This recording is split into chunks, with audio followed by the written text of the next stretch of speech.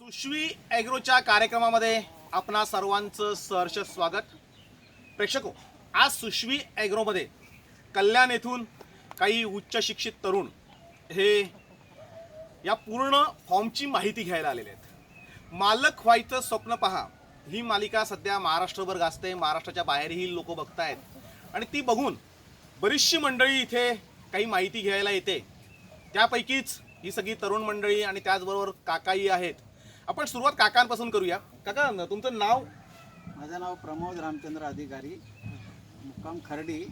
सध्या राहतो मी कल्याणला आणि आता मी शेतीचा व्यवसाय करतो। शेतीचं तुम्ही? माझं नाव राकेश शशिकांत गंभीरराव, मी राहतो कल्याणला। माझं मूळ गाव आहे मुरबाड अस्कोत। आणि तुमचं? माझं नाव अजिंक्य नरेश अधिकारी, कल्याणला राहतो, MBA मार्केटिंग आहे शिक्षण। तुम्ही MBA केलेलं आहे? MBA केलं। तुम्ही? मी अमित प्रमोद अधिकारी। अमित प्रमोद अधिकारी। मी इंजिनियर आहे आणि कल्याणलाच राहतो। इंजिनियर, बी मेकॅनिकल केले।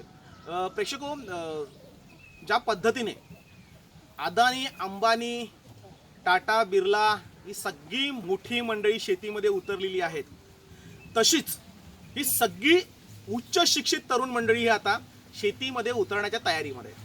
म्हणजे माझ्या उजव्या बाजूला बसलेले त्यांनी MBA मार्केटिंगमध्ये केलेलं आहे, त्यांनी B केलेलं आहे, स्वतः काका इंटेरियर डेकोरेटर आहेत आणि ही सगळी मंडळी, ही सगळीच्या सगळी मंडळी आता शेतीमध्ये काम करण्याची त्यांची तयारी दाखवून, कारण सगळ्यांना तर कळलंय की भविष्य काळ आहे हा शेतीमधला आहे, पैसा जो आहे हा शेतीमधला आहे आणि म्हणून आता ही शेती करण्यासाठी सगळी लोक प्रवृत्त झालेली आहेत आणि त्याच्यासाठी माहिती घेण्यासाठी ही मंडळी आपल्याकडे आलेली आहेत। आपण सुरुवात करूया तुमच्यापासून, इंजिनियरपासून। तुमचा नेमका प्रश्न काय? प्रश्न असा आहे की तुम्ही जे इतकं हे डेव्हलपमेंट चालू केलं, हां, तुम्ही असं लॉंग टर्म विचार केला का? तुम्हाला इन्स्टंट असं काय उत्पन्न तयार होईल त्यातून? हां, त्या पर्स्पेक्टिव्हने तुम्ही विचार केला? हो। सो तुम्ही पोल्ट्री पहिले चालू केली का? तुम्ही म्हणजे फुलांचं जे बिझनेस आहे ते डेव्हलप करायचं का पॅरलली तुम्ही दोन्ही चालू करायचं साईड बाय साईड? तुम्ही ते कसं केलं? म्हणजे त्यांचा प्रश्न असा आहे की आपल्याला उत्पन्न लगेच पाहिजे की दीर्घकाळ पाहिजे? बरोबर, त्या दोन्ही प्रश्नांचं उत्तर एकच आहे की आपल्याला लगेच पाहिजे, तात्काळ पाहिजे आणि लाईफ टाईम पाहिजे। आता लाईफ टाईम जर आपल्याला काही शोधायचं असेल का, मी समजा जर आत्ता जर भाजीपाला लावला तर तो 6 महिन्यामध्ये विकून मी मोकळा होतो, पुन्हा भाजीपाला मी लावायला सुरुवात करतो, त्यावेळेस काय भाव असेल तो भाव असेल तो असेल, नसेल तर नसेल, मी लॉसमध्ये जातो। म्हणजे तुम्ही बघितलं असेल की टॉमॅटोची पोतीच्या पोती लोक ओतून देताना दिसतात, भाजीपाला रस्त्यावर टाकताना दिसतात। आता ह्या सगळ्या गोष्टी आपल्याकडं घडत असताना आपण त्या डोळसपणे पाहत होतो आणि आम्हाला म्हणजे जेव्हा शेती करायचा हा विचार झाला, म्हणजे खरं तर मी आता शेतीमध्ये बरीच वर्ष आहे, या सगळ्या शेतीचे अनुभव घेऊन आमच्या लक्षात आलं की आपल्याला जे काही आम्ही भांडवल गुंतवू ते भांडवल कुठल्याही धंद्यातलं, जगातला कुठलाही धंदा करा, त्या धंद्यातलं भांडवल म्हणजे आपण 10 लाख गुंतवले, 15 लाख गुंतवले, 25 लाख गुंतवले, जे काही आम्ही गुंतवले ते जास्तीत जास्त आपल्याला 1000 दिवसामध्ये रिटर्न झाले पाहिजेत आणि आपल्या प्रॉफिटला सुरुवात झाली पाहिजे।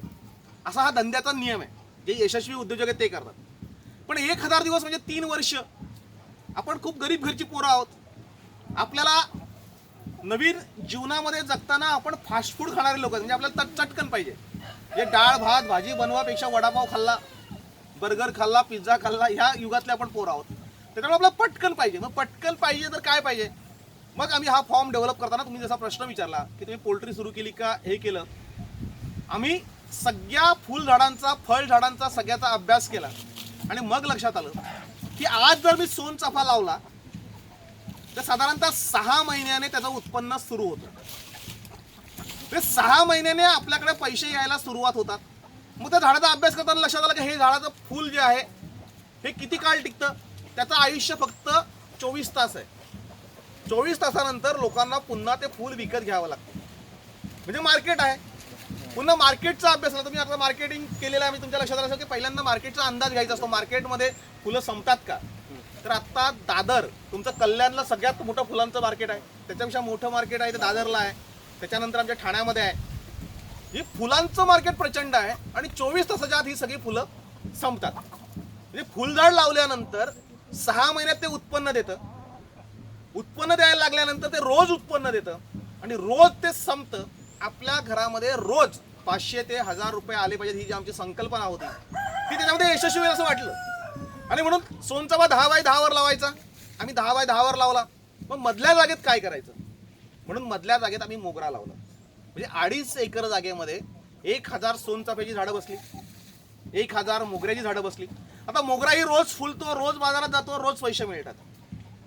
आता कोंबडी पालन करताना आम्हाला ते बॅच आली, बॅच गेली, भाव वाढला, भाव कमी झाला, हा काय खेळ खेळायचा नव्हता. कारण हा सगळा खेळ खेळणारे प्रस्थापित आहेत, ते लोक मालामाल झालेत आणि आपल्या शेतकऱ्यांचा ते वापर करून घेत आहेत. एकही शेतकरी त्याच्यामध्ये श्रीमंत झाल्याचं उदाहरण नाही. छोटा माणूस माहिती तुम्हाला, एकतरी शेतकरी पोल्ट्रीवाला श्रीमंत झालाय असं आपल्याला दिसलेलं नाही. मग तो खेळ न खेळता आपल्याला पोल्ट्री तर करायची, म्हणजे कोणती करायची?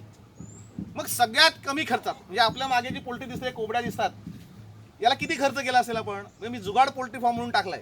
जुगाड म्हणजे काय केलं, हे जाळं लावलंय, रिकामे तुकडे वासे पत्रे फुटलेले खोके वगैरे असं टाकले अंडी घालण्यासाठी. 5000 मध्ये हे सगळं केलं. ती पण मजुरी लागली 5000 रुपये. बाकी सगळं आपल्या शेतामध्ये पडलेलं असतं, गावामध्ये पडले असतं, तेच लावलं. आणि 20,000च्या कोंबड्या आणल्या. म्हणजे 25,000 मध्ये सुरू केलं. आता हे कोंबडे मुक्त संचारमध्ये फिरायचे आहेत आपल्याला, तर त्यांना सावली लागेल. मग सावली पाहिजे असेल तर मग झाडं गरजेचं. सोनचाफ्याचं झाड जे आहे ते साधारणतः 35 वर्ष चालतं, 35 वर्ष टिकतं, फुलं उत्पन्न देतं आणि तेच झाड प्रचंड मोठं होतं. आता मी तिथे झाडं बघितली असते, सगळी सावली, म्हणजे आपण सावलीमध्ये बसलेलो, झाडांच्या सावलीमध्ये आपण बसलेलो. ही झाडं कोंबड्यांना सावली देतात, कोंबड्या त्यांना खत देतात, कोंबड्या त्यांच्यामध्ये फिरून जे काही, आता पावसाळा सुरू झालाय, पावसाळा सुरू झाल्यानंतर जे काही आता आमच्याकडे कुजतंय ते सगळ्या पाळापाजूला कुजलेलं आहे. त्याच्यामध्ये जे वर्म तयार होतात, किडे तयार होतात, ते कोंबड्यांना अगदी चांगले पौष्टिक असतात, ते खातात. म्हणजे याच्यावर अवलंबून ते, त्याच्यावर अवलंबून ते, अशा पद्धतीने मी आपण मोगरा, सोनचाफा, गुलाब, त्याच्यानंतर जास्वंद अशी फुल शेती करायला सुरुवात केली की ज्याच्यातून आपल्याला रोज पैसा मिळेल. आणि मुक्त संचार पद्धतीमध्ये आम्ही काय केलं की इथे कोंबड्या आम्ही रोज विकायला सुरुवात केली. कोंबड्या रोज विकायला सुरुवात केली. म्हणजे रोज 1-2 कोंबडे जरी विकले गेले तर 500-1000 रुपये आपल्या घरामध्ये आले पाहिजेत. आपल्याला एक बॅच जाते आणि मग कळतं आपल्याला 30,000 रुपये फायदा झाला. कंपनी आपल्याला 30,000 रुपये दिले. प्रत्यक्षात आपण आपली मेहनत, आपली मजुरी, पोल्ट्रीचा खर्च, पाणी आपण देतो, तो तूस पसरतो, त्याच्यानंतर बॅच गेल्यानंतर 15 दिवस आपण त्या बॅचला विसावा देतो, आपण सगळी घाण साफ करण्यापासून तर सगळे निर्जंतुकी करण्यावर सगळे धंदे करतो. ते सगळं जर झालं तर आपला खर्च 50,000 झालेला असतो, आपला मिळतं 30,000 आणि 20,000 आपण मायनसमध्ये असतो. पण तसं न करता हा बॅच आली बॅच गेली हा खेळ न खेळता काय करता येईल? मग रोज कोंबड्या आपण विकले पाहिजेत, रोज ते मार्केटमध्ये गेले पाहिजे. मग आम्ही आमची मार्केट यंत्रणा उभी केली, आम्ही आमच्या जाहिराती सुरू केल्या, आम्ही कोंबडे मुक्त संचार पद्धतीने विकायला ती सुरुवात केली आणि त्याला चांगला प्रतिसाद मिळाला. म्हणजे आमचं जी कन्सेप्ट होती का मला फुलातून किंवा मी जे काही करतोय त्याच्यातून खर्च वजा जाता 500 ते 1000 रुपये मिळाले पाहिजेत. आज जर तुम्ही सोनचाफा बघितला, मोगरा बघितला, गुलाब बघितला किंवा इतर आम्ही जी फळझाडं लावलेत, फुलझाडं लावलेत किंवा कोंबड्यांचं आहे, त्याच्यामध्ये सहज आपल्याला 1000-2000 रुपये खर्च वजा जाता मिळू शकतात. म्हणजे एकावर एक आधारित आपण जर केलं तर ते खूप चांगल्या पद्धतीने डेव्हलप होतं. आता आपल्याकडे समजा मला 2,000 रुपये रोज मिळाले तर 2,000 रुपये रोज जर शेतकऱ्याला मिळाले तर 60,000 रुपये हे महिन्याला मिळतात. म्हणजे आपण नोकर बनून दुसऱ्या कोणासाठी काम करण्यापेक्षा किंवा दुसऱ्यांचे धंदे मोठे करण्यापेक्षा आपण आपला धंदा मोठा करू ना. तुम्ही तिथे 12 तास काम करताय, 16 तास काम करताय. घरातून जो माणूस सकाळी नोकरीला निघतो तो रात्री कधीतरी घराच्या बाहेर येतो, घरामध्ये येतो आणि त्याच्यानंतर तुला पगार किती मिळतो? म्हणजे कोणी मला मागच्या तुमच्यासारखे इंजिनियर आले होते, त्याला विचारलं पगार किती तुला, त्यांनी सांगितलं मला 50,000 पगार आहे. तर 50,000 रुपये तुझ्या हातामध्ये प्रत्यक्षात किती येतात? त्यांनी सांगितलं सगळे कट वगैरे धरून आम्हाला 40,000 येतात. मी 40,000 तुझ्या हातामध्ये आल्यानंतर तुझा प्रवासाचा खर्च किती आहे, तुझा रोजचा जेवणा खर्चाचा खर्च किती आहे, तू ज्या ठिकाणी राहतो तुझ्या भाड्याचे रूम किती आहे, सगळं त्यांनी हिशोब काढला. त्यांनी सांगितलं माझे 50,000 रुपये बरोबर जातात. मग 50,000 गेल्यानंतर तुला 50,000 मिळतात, 50,000 गेले, तुझ्या हातामध्ये काय राहिलं? तेव्हा त्यांनी सांगितलं का मी तोच विचार करतोय की मी 50,000ची नोकरी करतोय आणि घरी साधी काही सामान पाठवू शकत नाही, आई बापाला काही देऊ शकत नाही. मग हे सगळं माझं गणित चुकतं कुठं आहे? त्याचं उत्तर आता मिळालं. त्याचं कारण असं आहे की आपण दिवसाला कुठलाही जो 25 वर्षाचा तरुण आहे तो रोज 500 रुपये खर्च करतो. सकाळी उठल्यापासून तर संध्याकाळी झोपेपर्यंत एकदा नाश्ता, दोनदा जेवण, घरातल्या सगळ्या वस्ता तो वापरतो. त्याच्याकडे समजा 2 व्हीलर असली तर विषय संपला, 4 व्हीलर असली तर आणखीन खर्च. हे सगळे खर्चाची जर आपण गणितं मांडली तर आपल्या लक्षात येतंय की आपण 50,000 रुपये कमावतोय का 60,000 रुपये कमावतोय, ते एका म्हणजे एका महिन्यामध्ये पूर्ण संपलेले असतात. आपल्या हातामध्ये काहीही मिळत नाही. म्हणजे काही जर मिळत नसेल तर आपण ती नोकरी का करावी? तोच वेळ आपण आपल्या छोट्या व्यवसायामध्ये दिला तर आपण त्याच्यापेक्षा चांगलं करू शकतो. म्हणजे मी पहिला वाडा स्टँडवर आम्ही अंडी विकायचं दुकान टाकलं होतं 1993. म्हणजे मी कृषी विद्यापीठामधून पदविका घेतलेला आहे, ग्रॅज्युएट झालेला आहे, सगळ्या गोष्टी मी केलेल्या आहेत. तरीही नोकरी करायचं नाही ठरवलं होतं. आणि नोकरी नाही करायची, कोणता पण पडेल ते काम करायचं. म्हणजे सगळे ते व्हिडिओ आहेत मी काय काय कामं केली ते. कारण आम्हाला एक माहीत होतं की रस्त्यावर जो हमाली करतो ना तो पण रोज 500,000 रुपये कमावतो. जो वडापावची गाडी चालवतोय तोही 1,000-2,000 रुपये कमावतोय. त्याची पान टपरी आहे तोही 2-3 रुपये कमावतोय. आणि आमच्याकडे प्रचंड मोठ्या मोठ्या डिग्र्या आहेत आणि आपण 50,000साठी कोणाच्या तरी बिंडोक लोकांच्या हाताखाली काम करतो. म्हणजे मी फार नेहमी सांगतो की मी स्वतः बिल्डर आहे. वाड्यामध्ये माझं शरद नगर आहे, यशवंत नगर आहे. आम्ही या नगरामध्ये बिल्डिंग बांधतोय. मी BA झालेला आहे वाडा कॉलेजचा. ज्याला बोलतो ना जमतेम पास होणं, तसं आज माझ्या हाताखाली सिव्हिल इंजिनियर काम करतात, आर्किटेक्चर काम करतात आणि चांगली सुशिक्षित पदवीधर लोक तिथे कॉन्ट्रॅक्टर म्हणून काम आमच्याकडे करतात बिल्डिंगवर. मी त्यांना नेहमी सांगतो की तुमच्याकडे आर्किटेक्चरची डिग्री आहे, इंजिनियरची डिग्री आहे, सगळ्या डिग्री असून तुम्ही का नाही करू शकत? तर त्यांची मानसिकता ठरलेली, मला नोकरी करायची, मला सेफ गेम खेळायचे, मला हातामध्ये पैसा पाहिजे. पण आता सेफ गेम राहिलेला नाही. आता सगळ्यांच्या हातून नोकऱ्या गेलेल्या आहेत. नवीन नोकऱ्या मिळण्याचा प्रकार जो आहे तो आता बंद झालेला आहे. आणि म्हणून वरपासून खालपर्यंत, अदानी अंबानींपासून खालपर्यंत हे लोक शेतीमध्ये उतरलेले आहेत. पण शेतीमध्ये उतरताना आपण नेमका काय प्रकार करतो की आपल्या शासनाच्या ज्या योजना आहेत या अत्यंत शेतकऱ्यांना घातक अशा योजना आहेत. म्हणजे ठाणे आणि पालघरमध्ये कुठल्याही आंब्याचं पीक काका येत नाही आहे. पण शासनाची योजना आहे आंबा लावा, चिकू लावा, काजू लावा, पेरू लावा. कोकणामध्ये जेव्हा आंबा, पेरू, काजू विकून मोकळा होतो तेव्हा आपल्याकडे यायला सुरुवात होते. ते वातावरण आपल्याकडे नाही आहे. तुम्ही जर आता आंबे लावले तर तुमची पोरं, त्यांची पोरं हे फक्त त्या आंब्याच्या झाडाखाली बघत बसतात. यावर्षी मस्त मोहर आलाय, आपल्याला आंबे येतील, आपलं उत्पन्न येतील, आपण कागदावरच्या आकडेवारी टाकतो. वादळ येतंय, वारा येतोय, मध्येच पाऊस येतोय, कारण वातावरण सध्या बदललेलं आहे. ते सगळंच्या सगळं मोहर खडून जातो आणि एकही आंबा आपल्याला मिळत नाही. पण शासन कधीही सांगणार नाही की सोनचाफा रोज एवढा उत्पन्न देत आहे, मोगरा एवढं उत्पन्न देत. म्हणजे आपल्या महाराष्ट्रामध्ये 1,000 कोटींची उलाढाल ही फक्त फुलांची होते. पण शासन ते कुठेही सांगायला तयार नाही, कारण ही सगळी बागायतदार जी मंडळी आहे ही सगळी मोठी मंडळी आहे. आणि या सगळ्या मोठ्या मंडळींचं, सगळ्या राजकारण्यांचं, सगळ्यांचे हे मोठे मोठे फॉर्म आहेत. म्हणजे माझ्याकडे फक्त 1,000 झाडं आहेत, मी लोकांना सांगतोय. त्यांच्याकडे 5-5, 10-10 हजार झाडं. आता तुम्ही जर बारामती ॲग्रो जर बघितलं तर त्यांच्याकडे रोजची उलाढाल ही करोडो रुपयांची आहे. पण बारामती ॲग्रोमध्ये काय होतंय ते शेतकऱ्यांना सांगितल्यानंतर योजना मात्र कोणत्या आहेत? तर आंबा, चिकू, काजू पीक ही लावायची. आज बारामती ॲग्रोची अंडी पूर्ण देशभर जात आहे. पण अंडी उत्पादन शेतकऱ्यांनी करावी अशासाठी कुठल्याही प्रकारची शासनाची योजना नाही. शासन रोज अंडी विकत घेत आहे. कशासाठी अंडी विकत घेत आहे? गरोदर मातांसाठी घेत आहे, हॉस्टेलच्या मुलांसाठी घेत आहे, कुपोषित बालकांसाठी घेत आहे, अंगणवाडीसाठी घेत आहे, दवाखान्यांसाठी घेत आहे. अंडी शासन विकत घेत आहे. कोणाची घेत आहे? चेन्नईवरून आलेल्या व्यापाऱ्यांची, बाहेरच्या राज्यातील व्यापाऱ्यांची. हे सगळे धनाढ्य राजकारणी आहे, त्यांच्या मोठ्या मोठ्या पोल्ट्री फार्म आहेत, त्यांची अंडी विकत घेत आहे. शेतकऱ्याला मात्र ते गोष्टी सांगत नाही. म्हणून आम्ही ही चळवळ उभी केली की शेतकऱ्यांना सांगावं. तुम्ही जे आज इथे आलेत हे सगळं बघितल्यानंतर तुम्हाला कसं वाटलं ते सांगा. का काही तुम्ही सगळं बघितलं, हे करणं शक्य आहे? नाही, शक्य आहे. आता तुमच्या मार्गदर्शनाने आम्ही चालू पुढे.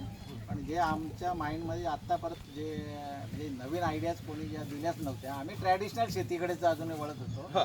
पण प्रोफेशनल शेती कशी करायची याचा खरा आम्ही अभ्यास करत चालू आहे. त्या प्रयत्नातूनच आम्ही सगळे हे झालेले. हे करायचं तर रोज उत्पन्न मिळेल अशा काही गोष्टी करायच्या, न केलेलं बरं असा हिशोबाने आमचं चाललेलं. हा, तर दुसरा एक तुम्हाला सांगतो. आम्ही काय सांगतो की जर तुम्ही समजा रिटायर झाले, तुम्ही तुमची आंब्याची बाग आहे, किती आंबे लावले तुम्ही? नाही लावले ना, यावर्षीच सुरुवात केली. मी सांगतो ना, यावर्षीच सुरुवात केली. किती लावले? तरी माझ्या भावाने 50 लावले आणि एका भावाचे 450 आंबे. 450 आंबे. आता 450 आंब्यांचा तुमचा जो भाऊ आहे त्यांनी 450 आंबे लावलेले आहेत. त्या 450 आंब्यांचं मला त्याला उत्पन्न किती मिळालं ते सांगा. 0 उत्पन्न आहे 2 वर्ष. सांगतो ना मी, फक्त गव्हर्नमेंटचे काय पैसे येतात, ते आलं तर आंबे विकले जातात, नाही आले ते गव्हर्नमेंटचे पैसे मिळतात. एवढा पुरतं थांबले ते. म्हणजे सगळ्या शेतकऱ्यांची मानसिकता तीच आहे की शेतकऱ्यांना अनुदान मिळेल. अनुदान आमचा डोळा त्या अनुदानावर आहे. आमचा डोळा आम्हाला रोज पैसे मिळतील का श्रीमंत होण्यावर नाहीये. आणि म्हणून नवीन पिढीसाठी सांगतो, शासनाच्या भरोशात तुम्ही राहू नका. शासनाच्या भरोशात तुम्ही ज्या दिवशी राहाल त्या दिवशी तुमचा विश्वासघात झालेला असेल. शासन काय करतंय, 6 महिन्यातून एकदा 2,000 रुपये तुमच्या बँकेत टाकतंय.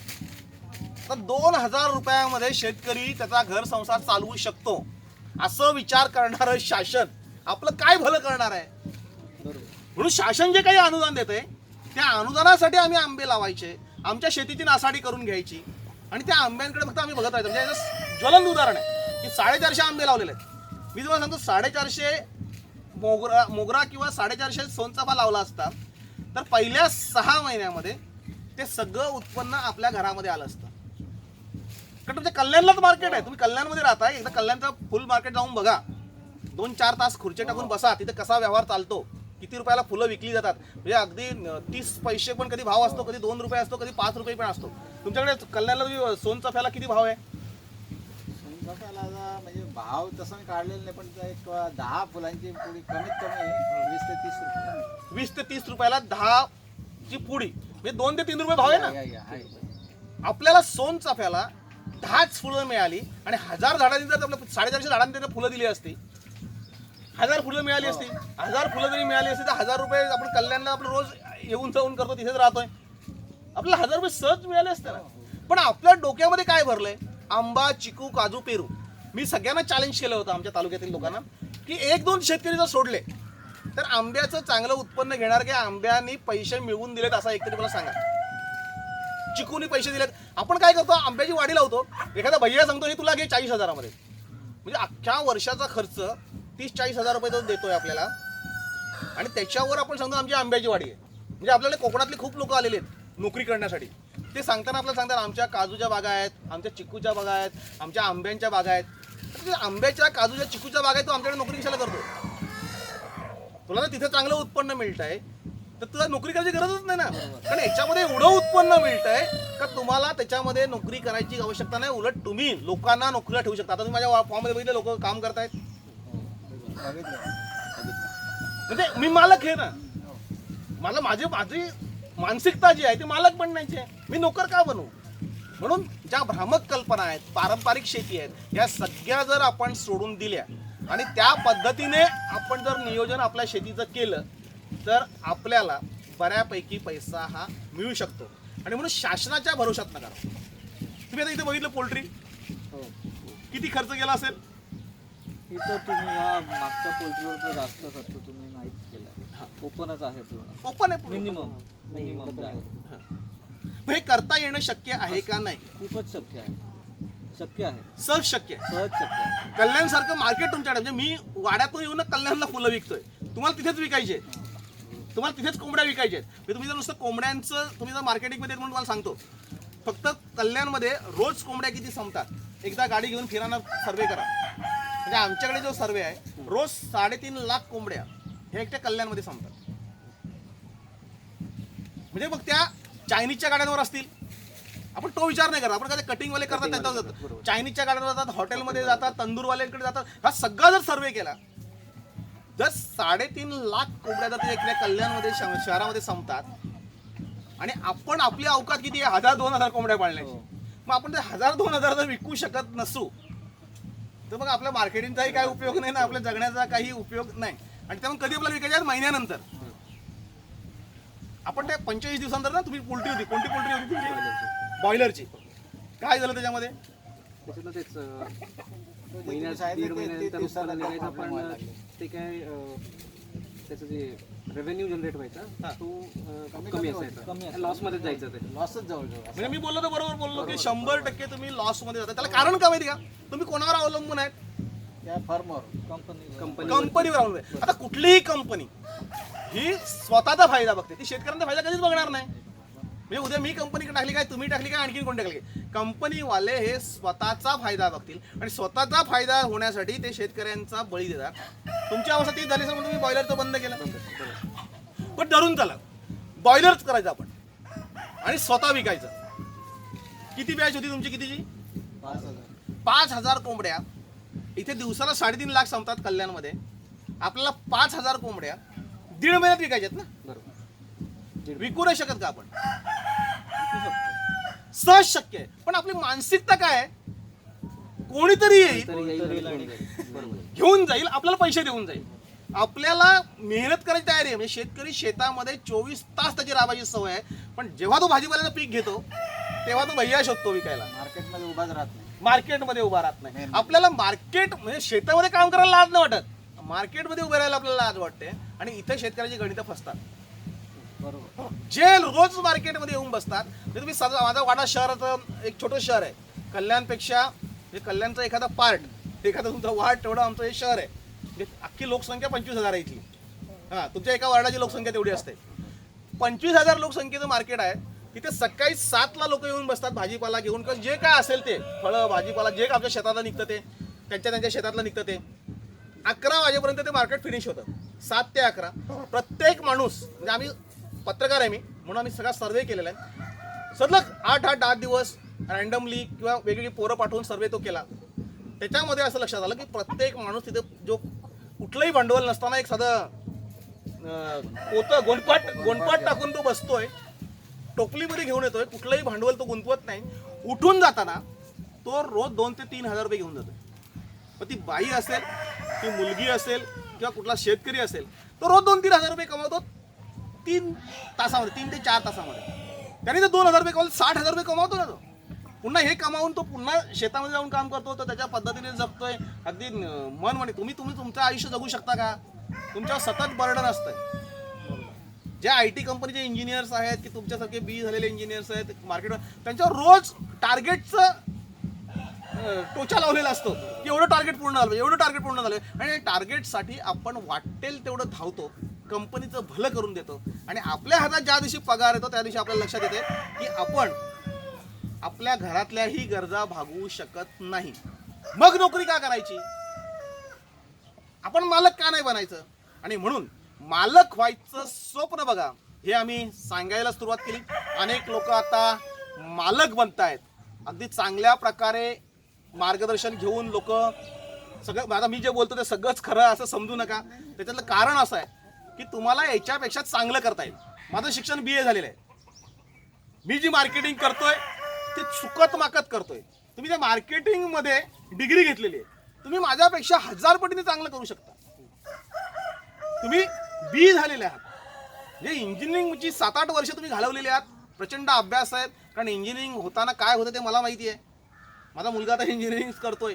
त्याच्यामुळे ह्या सगळ्या गोष्टी केल्यानंतर तुम्ही जर तुमच्या लक्षात आलं की हे सगळं 8-8 वर्ष घालवण्यापेक्षा आपण एक साधारणतः 5 दिवस 10 दिवस हे सगळे व्हिडिओ बघू. आपण पुढचे 30 दिवस म्हणजे 1 महिना आपण पूर्ण या क्षेत्राची माहिती घेऊ. त्याच्यानंतर पुढचे 30 दिवस आपण स्वतः प्रॅक्टिकल करू. आणि त्याच्यानंतर आपण आपल्या व्यवसायाला 90व्या दिवशी सुरुवात करू. 90व्या दिवशी जेव्हा आम्ही व्यवसायाला सुरुवात करू त्याच्यानंतर मोजून 6 महिन्यामध्ये आपल्याला आपण गुंतवलेलं सगळं भांडवल हे आपल्या घरामध्ये आलं पाहिजे. हा जर टार्गेट तुम्ही जर ठेवून काम केलं तर तुम्ही त्याच्यामध्ये यशस्वी होऊ शकता. स्वतःच्या कष्टाची कमाई कमवू शकता आणि तुम्हाला कोणीही बॉस नसेल. आणि पुढची गोष्ट तुम्हाला सांगतो की तुम्ही पुढच्या पिढीच्या हातामध्ये काहीतरी देऊ शकता. म्हणजे काकांनी आज जर हे सगळं उभारलं, उद्या ते तुमच्या हातामध्ये आयतच येणार आहे. तुमच्यानंतर तुमची मुलं हे वाढवलेलं वैभव ते आयतच उपभोगणार आहे. म्हणजे तुम्ही त्याला काहीतरी दिलं. आज तुम्ही इंजिनियर म्हणून कामाला असाल, तुमच्या मुलाला किंवा तुमच्या मुलीला तुमच्या कंपनीत नोकरी देऊ शकता का? शक्यच नाही. मग त्या मुलाला तुम्ही देणार काय आहात? म्हणजे त्यांच्या नशिबाच्या हवाले तुम्ही जरा सोडणार आहात. म्हणून मी सांगतो, एक तर तरुण पोरांनी सगळ्यांना, एक तर पहिली गोष्ट लग्न करू नका. आणि लग्न करणार असाल तर पोरं जन्माला घालू नका. तुमच्यात जर दम असेल, पोरं पोसायची, बायको सांभाळायची, पोरांना काहीतरी स्वतःच्या पायावर उभं करण्याची जर धमक असेल तर पोरांना जन्माला घाला. पुढच्या पिढीच्या हातामध्ये आपल्याला काहीतरी द्यायला पाहिजे असं वाटत असेल तर आजपासून तुम्ही धंदे स्वतःचे सुरू करा आणि स्वतःच्या धंद्यावर तुम्ही नोकरी करू शकता, म्हणजे तुम्ही कुठे जॉब करू शकता, काही करू शकता. पण हे सगळे जॉब करताना, सगळं करताना आपण जर नोकरी करता आपण जर हे सगळे व्यवसाय उभे केले तर आपण पुढच्या पिढीच्या हातामध्ये काहीतरी देऊ शकू.